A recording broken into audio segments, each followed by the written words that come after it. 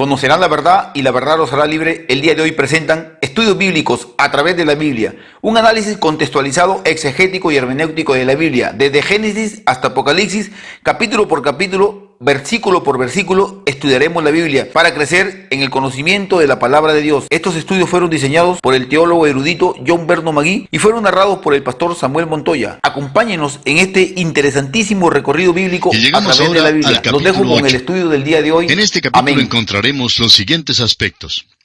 Algunas mujeres sirven a Cristo. Las parábolas del sembrador y de la lámpara encendida. Cristo declara quiénes son su madre y sus hermanos. Cristo reprende los vientos. Echa fuera la legión de demonios. Es rechazado por los gadarenos. Sana a la mujer con flujo de sangre y levanta a la hija de Jairo.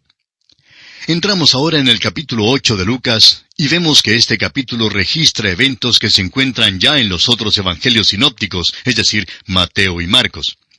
Al entrar en nuestro estudio de este capítulo, encontramos que el Señor Jesucristo continúa su ministerio en la tierra de Galilea. Este capítulo revela que había mucha gente que estaba aceptando a Jesucristo y que entre ellos había personas prominentes en las esferas gubernamentales. También notaremos que Lucas menciona aquí en los primeros 3 versículos de este capítulo 8 el caso de varias mujeres que acompañan y sirven a Jesús. Leamos pues estos primeros 3 versículos de este capítulo 8 de San Lucas. Aconteció después que Jesús iba por todas las ciudades y aldeas, predicando y anunciando el Evangelio del reino de Dios, y los 12 con él, y algunas mujeres que habían sido sanadas de espíritus malos y de enfermedades. María, que se llamaba Magdalena, de la que habían salido 7 demonios.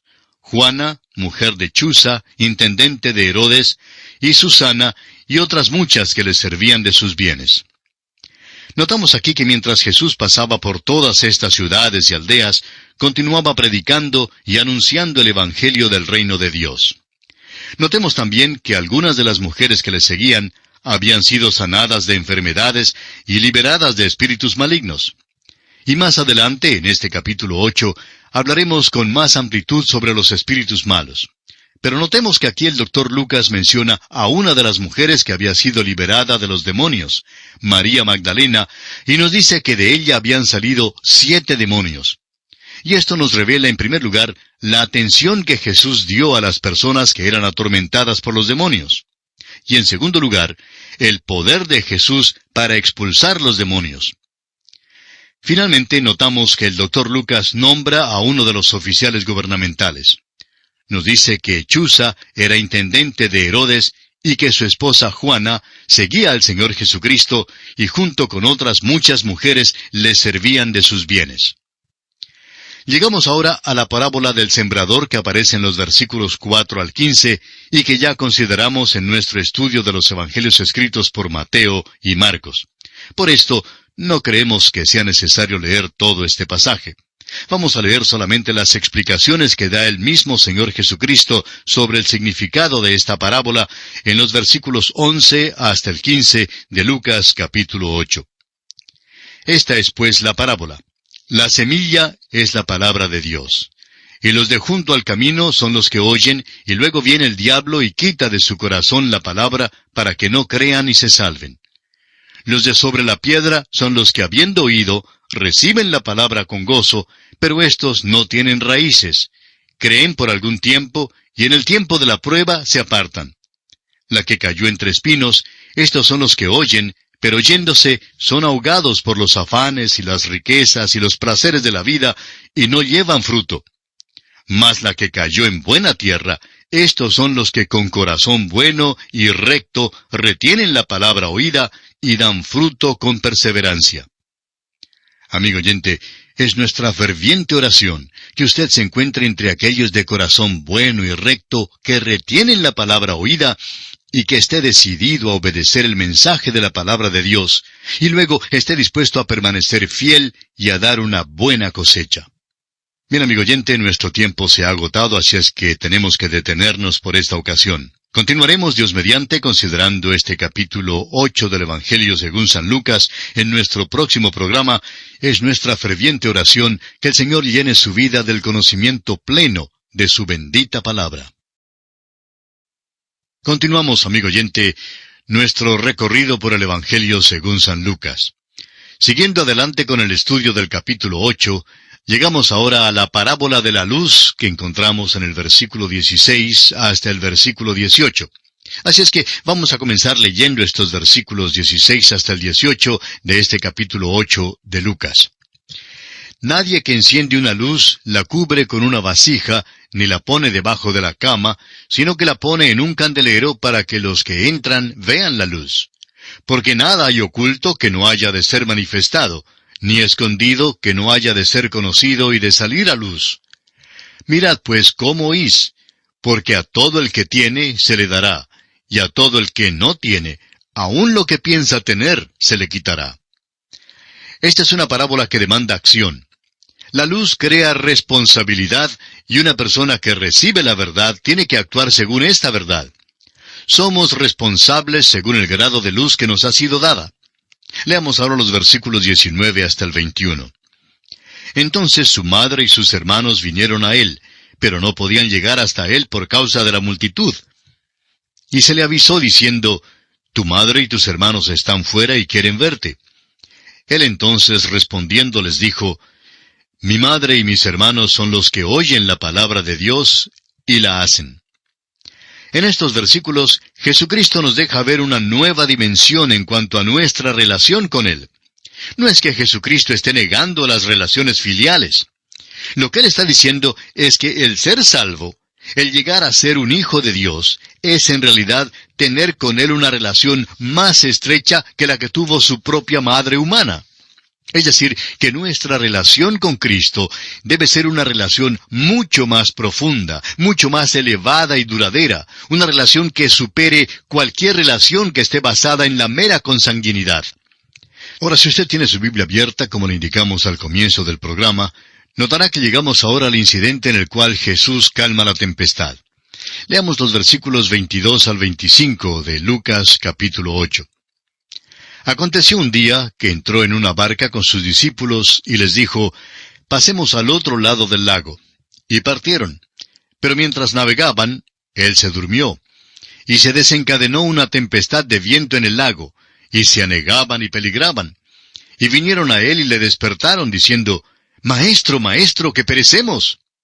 Despertando él, reprendió al viento y a las olas, y cesaron y se hizo bonanza. Y les dijo, ¿dónde está vuestra fe? Y atemorizados se maravillaban y se decían unos a otros, ¿quién es este que aun a los vientos y a las aguas manda y le obedecen? Estamos seguros que usted concordará en que este es un pasaje muy conocido y que ya ha escuchado muchas veces. Y si usted nos acompañó durante nuestro estudio del Evangelio según San Mateo, recordará que lo tratamos en forma bastante detallada. Así que ahora, a manera de repaso, notemos algunos de los puntos sobresalientes de este relato. En primer lugar, notemos que la travesía del lago se hace a base del pedido o mandato del Señor Jesucristo. Luego, vemos que la tempestad que surgió era algo fuera de lo ordinario. Podríamos decir que hasta se aproximaba en su intensidad a la ferocidad de Satanás. Notemos también que Jesús estaba durmiendo, seguramente porque estaba bastante cansado, y que la tempestad en todo su furor no perturbó su sueño. Sus discípulos, en cambio, se asustaron muchísimo, creyendo que todos iban a morir. Creemos que no sabían que era imposible que naufragara barca alguna en la cual Jesucristo se embarcara. Además, es interesante notar que la tempestad misma no perturbó en lo más mínimo al Señor, sino que lo que le sorprendió fue la actitud de sus discípulos. Entonces dice la Escritura que reprendió al viento y a las olas. Ahora no creemos que Jesús se hubiera enojado con el viento y el mar si no fuese porque Satanás mismo estuviese tras aquella tempestad. El milagro aquí consiste en que en un instante el viento cesó y aquella mar brava se transformó en una superficie lisa como un cristal. Por último, vemos que después de calmar esta tempestad, el Señor se volvió a sus discípulos y les reprendió por su falta de fe. Y creemos que algo muy similar ocurre con muchos de nosotros. Estamos muy dispuestos a confiar en Jesucristo como nuestro Salvador cuando todo está en calma, pero no confiamos en Él durante nuestra travesía por el mar tempestuoso de la vida diaria. Sus discípulos querían conocer mejor a su Señor, pero para lograrlo, para saber algo sobre su gran poder, tuvieron que pasar por aquella tempestad. Y así mismo ocurre con nosotros hoy en día. Estamos seguros que Dios nos coloca en medio de las tentaciones y las pruebas de la vida para que podamos acercarnos y conocer mejor a nuestro amantísimo y todopoderoso Salvador. Prosiguiendo ahora nuestro estudio de este capítulo 8 del Evangelio escrito por el Dr. Lucas, llegamos a su relato sobre el encuentro de Jesús con los endemoniados en Gadara. Según los otros relatos, hemos visto que Jesús se encontró con 2 personas aquí que eran poseídas por demonios, pero el Dr. Lucas, siendo médico, aísla el caso de solo uno de ellos y lo presenta con ciertos detalles que comentaremos, pues creemos que serán de mucho interés en este estudio. Leamos primeramente los versículos 26 y 27 de este capítulo 8 de Lucas. Y arribaron a la tierra de los Gadarenos, que está en la ribera opuesta a Galilea. Al llegar a la tierra, vino a su encuentro un hombre de la ciudad, endemoniado desde hacía mucho tiempo, y no vestía ropa ni moraba en casa, sino en los sepulcros. Como ya lo mencionamos, vemos por estos versículos que Lucas menciona solo a una persona en este relato, aunque la evidencia presentada por los otros escritores indica que en realidad eran 2. Usted quizás se esté preguntando ¿por qué? Bueno, creemos que siendo que Lucas era médico, usa este caso simplemente como una ilustración para enseñarnos algo de mucho valor. Ahora bien, en cuanto a este asunto de demonios, es verdad que hay muchos que afirman que todo lo referente a demonios pertenece a la misma categoría que los fantasmas o los duendes, gnomos, espantos y cuantas otras cosas que son supersticiones, mitos y simples cuentos de hadas. También hay muchos, aun entre los creyentes, que piensan que si bien existieron los demonios en algún lejano pasado, ya no existen en el día de hoy.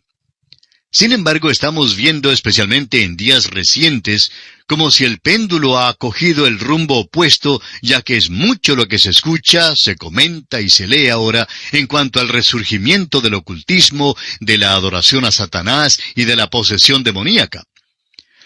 Y realmente ya es muy difícil poder explicar mucho de lo que está ocurriendo en nuestra sociedad contemporánea sin llegar a admitir la existencia real de los demonios. Ahora notamos aquí que el Dr. Lucas trata este caso de posesión demoníaca con extraordinaria percepción, tanto desde el punto de vista médico como científico. El relato de Mateo de este mismo evento se limita a mencionar los eventos ocurridos, mientras que Marcos enfoca este caso como algo bastante emotivo y espectacular. Y ahora, antes de leer los versículos siguientes, quisiera dirigir su atención a un capítulo anterior, el capítulo 4, que contiene el primer milagro de Jesús que Lucas menciona, y que también tenía que ver con la posesión por demonios. Allí, entre los versículos 33 al 36, encontramos el caso de un endemoniado, un hombre endemoniado que dentro de la sinagoga identifica a gritos a Jesucristo como el Santo de Dios. Este hombre es librado del demonio por medio del poder de Jesucristo. Más adelante, en ese mismo capítulo 4, al considerar los versículos 40 y 41, notamos que el Dr. Lucas hace una clara distinción entre la posesión demoníaca y las enfermedades físicas. Pero no deja de aseverar en una forma inconfundible que la posesión de una persona por demonios es algo real y comprobable, tanto como el cáncer o la lepra, y que es también algo que puede perturbar al hombre en las 3 esferas de su vida, ya sea física, mental o espiritual. Establece también el Dr. Lucas que la posesión es extremadamente peligrosa, ya que la persona que se ofrezca o que permita que los demonios la posean, se expone a la destrucción de su propia alma y a la condenación eterna. Además, al entrar en el capítulo siguiente, veremos que el Dr. Lucas considera sinónimos la palabra demonio con la palabra espíritu inmundo. Volviendo ahora a nuestro relato que tenemos por delante, creemos que hay aquí uno de los peores casos posibles de posesión demoníaca. Notemos primeramente algunos hechos que debemos constatar. Esto ocurrió en la tierra de Gadara, donde habitaban los descendientes de la tribu de Gad, la única tribu que decidió no cruzar el río Jordán con Josué, sino que pidió permiso para permanecer en la ribera oriental del río. Luego veamos el propósito de este milagro que es revelado en la primera mitad del versículo 39 de este capítulo 8 de Lucas, que dice: vuélvete a tu casa y cuenta cuán grandes cosas ha hecho Dios contigo. Sí, amigo oyente, este es el propósito de esto, este es el valor o la razón de todo este incidente. Y antes de pasar al versículo siguiente, creemos que hay algunas cosas mencionadas en los versículos ya leídos que debemos notar. Este hombre, uno de los peores casos de posesión por demonios jamás registrados, estaba desnudo y, según el versículo 27, había estado así por mucho tiempo. Creemos que existe una relación directa entre el nudismo y la posesión demoníaca. También indica este versículo 27 que no vivía en una casa como las personas normales, sino que vivía entre las tumbas y las cuevas. La personalidad de este hombre había sido degradada, envilecida y destruida. Él no tenía ninguna voluntad propia. Estaba poseído por los demonios. Leamos ahora los versículos 28 y 29 de este capítulo 8 de Lucas. Este, al ver a Jesús, lanzó un gran grito, y postrándose a sus pies exclamó a gran voz, «¿Qué tienes conmigo, Jesús, Hijo del Dios Altísimo? Te ruego que no me atormentes».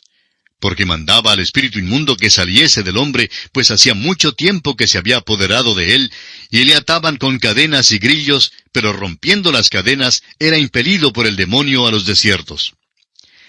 El demonio reconoció a Jesús. Santiago, en el capítulo 2 de su carta, versículo 19, dice, «Tú crees que Dios es uno. Bien haces. También los demonios creen y tiemblan». Los demonios son los enemigos de Dios y serán juzgados. Aquí quizá alguien se esté preguntando que ¿cuál es el origen de los demonios? Y no deseamos ser dogmáticos. El mundo físico tiene algo que no se puede ver, y esto es el átomo. ¿Ha visto usted alguna vez un átomo? Sin embargo, los átomos existen y han hecho un gran impacto en nuestros tiempos y durante nuestra generación. Igualmente, en el mundo espiritual hay ciertas cosas que no podemos ver. Los ángeles, por ejemplo, tienen existencia real, pero no los podemos ver. La Biblia enseña que hay dos clases de ángeles, los que están con Dios y los que cayeron con Satanás en el principio. Se nos dice que aún hay muchos que ofrecen sacrificios a los demonios. Hay y ha habido mucha adoración a los ángeles. Homero habla en cuanto a los demonios y los dioses como sinónimos. Otro filósofo griego dice que todos los demonios son buenos, mientras que otro declara que entre los demonios hay malos y buenos. Detrás de toda la idolatría y las religiones antiguas había siempre la adoración o el temor de los demonios. Los demonios son capaces de controlar al hombre a fin de que no pueda hacer lo que quiere hacer. Los demonios pueden obligar a los hombres poseídos a hacer cosas espantosas y terribles. Impulsan a las madres a matar a sus hijos, a los esposos a matar a sus esposas y a los hijos a matar a sus padres. Los demonios obligan a los hombres a cometer hechos insensatos y sin saber por qué hacen cosas tan terribles. Y amigo oyente, estas cosas están sucediendo precisamente en nuestros tiempos. Pero la humanidad culpa a todo menos a los demonios por lo que ocurre. Leamos ahora los versículos 30 al 33 del capítulo 8 de Lucas. Y le preguntó Jesús diciendo, ¿cómo te llamas?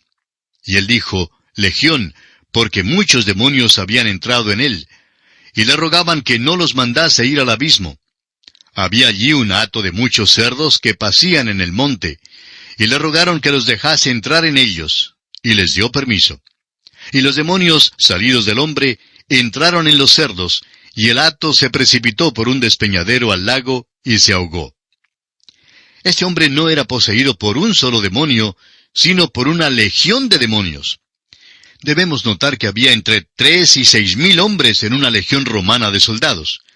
La palabra legión era usada con el sentido de muchedumbre. Es que había una muchedumbre de demonios en este hombre, y según ellos lo expresaron en el versículo 31, no querían ir al abismo. Ese abismo es el lugar donde están encarcelados los otros ángeles caídos, y que Judas menciona en el versículo 6 de su carta. Dice Judas, y a los ángeles que no guardaron su dignidad, sino que abandonaron su propia morada, los ha guardado bajo oscuridad en prisiones eternas para el juicio del gran día. Los demonios siempre quieren entrar en el cuerpo de alguna persona. Cuando un demonio es expulsado de una persona, viaja y vuelve para tratar de entrar de nuevo en esa persona. Y si no puede obtener la entrada, procura entonces ir a otra persona que esté dispuesta a ser poseída. Un demonio no quiere quedarse sin cuerpo. Por eso, cuando el Señor echó fuera los demonios de este hombre, ellos estaban dispuestos a ir a los cuerpos de los cerdos que comían en la ladera antes que tener que ir al abismo. Pero veamos qué fue lo que ocurrió. Pues los cerdos prefirieron la muerte antes que permitir que los demonios vivieran en ellos. Leamos ahora los versículos 34 al 36 de este capítulo 8 de Lucas. Y los que apacentaban los cerdos, cuando vieron lo que había acontecido, huyeron, y yendo dieron aviso en la ciudad y por los campos. Y salieron a ver lo que había sucedido, y vinieron a Jesús y hallaron al hombre de quien habían salido los demonios, sentado a los pies de Jesús, vestido y en su cabal juicio, y tuvieron miedo. Y los que lo habían visto les contaron cómo había sido salvado el endemoniado. No nos queda ya mucho tiempo, pero quisiéramos que usted note la transformación maravillosa que experimentó este hombre. Y esto nos dice que solo el poder de Cristo es el único que puede librarnos del poder de Satanás. Estamos viendo un resurgimiento de la adoración y el temor de los demonios en nuestros tiempos. Y es algo espantoso y asqueroso. Lo que necesitamos, amigo oyente, es invocar el nombre de Dios para que nos ayude e invocar su preciosa sangre que fue vertida una vez por todas en la cruz del Calvario para pagar el precio total de nuestra liberación.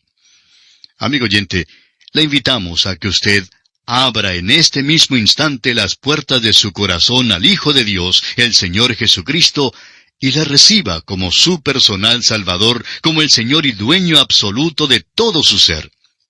Solo así podrá usted experimentar una verdadera, profunda y total transformación de su vida que le eleve al plano de Hijo de Dios. Reciba a Cristo Jesús en esta hora y sea salvo por toda la eternidad. Que el Espíritu Santo de Dios le ayude y le guíe a dar este paso de fe que hará de usted una nueva criatura. Y de esta forma llegamos al final por el día de hoy. Dios mediante, en nuestro próximo programa continuaremos nuestro estudio de este capítulo 8 del Evangelio según San Lucas. Es nuestra oración que el Señor guíe su vida en todo instante. Continuamos hoy, amigo oyente, el viaje que estamos llevando a cabo por el Evangelio según San Lucas. En nuestro programa anterior estábamos considerando la liberación del endemoniado gadareno y que Lucas usa como una ilustración para enseñarnos algo de mucho valor. Y llegamos hasta el versículo 36. Y notamos en esta porción, especialmente en la última parte del versículo 35 y el versículo 36, notamos la gran transformación, la maravillosa transformación que se operó en este hombre que había sido poseído por los demonios. Y dijimos que esto nos hablaba de que solo el poder de Cristo puede librarnos del poder de Satanás. Estamos viendo un resurgimiento de la adoración y el temor de los demonios en nuestros tiempos. Y es algo espantoso y asqueroso, pero necesitamos invocar el nombre de Dios para que nos ayude e invocar su preciosa sangre que fue vertida una vez por todas en la cruz del Calvario para pagar el precio total de nuestra liberación. Hoy comenzaremos leyendo los versículos 37 al 39 de este capítulo 8 del Evangelio según San Lucas.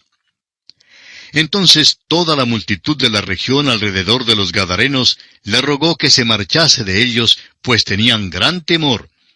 Y Jesús, entrando en la barca, se volvió. Y el hombre de quien habían salido los demonios le rogaba que le dejase estar con él. Pero Jesús le despidió, diciendo, «Vuélvete a tu casa, y cuenta cuán grandes cosas ha hecho Dios contigo».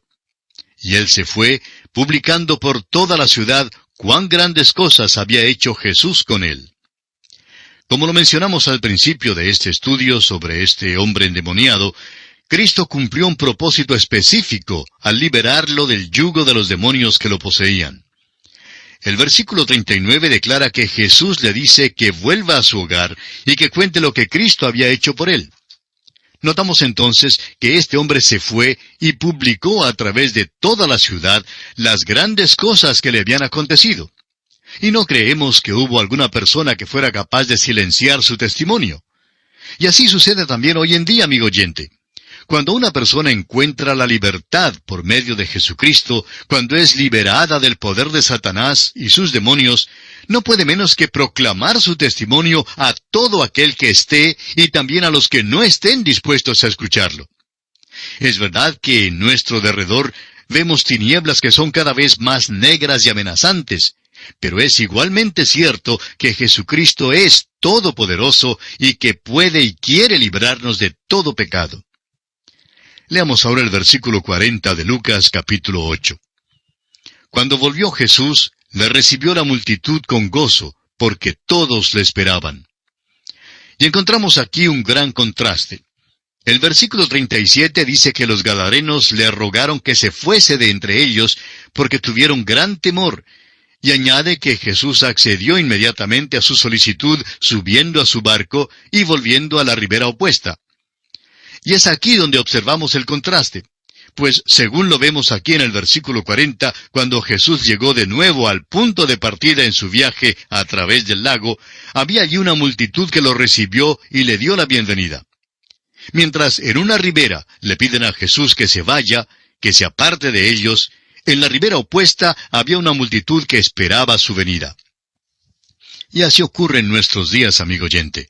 Mientras unos están empeñados en combatir a Dios, en rechazar a su Hijo, en volverle la espalda y apartarse de Él, hay otros que le buscan con corazón contrito, que están dispuestos a buscarle, que están dispuestos a abrirle las puertas de su corazón y a recibirle.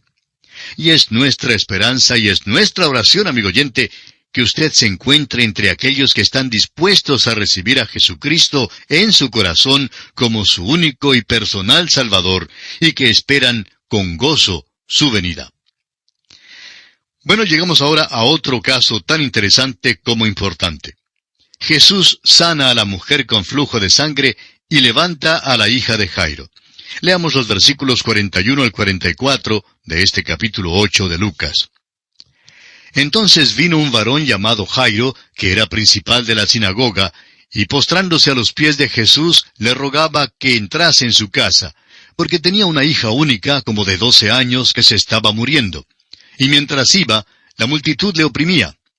Pero una mujer que padecía de flujo de sangre desde hacía 12 años, y que había gastado en médicos todo cuanto tenía, y por ninguno había podido ser curada, se le acercó por detrás y tocó el borde de su manto, y al instante se detuvo el flujo de su sangre. Y el relato continúa hasta el versículo 56, que es el final de este capítulo 8.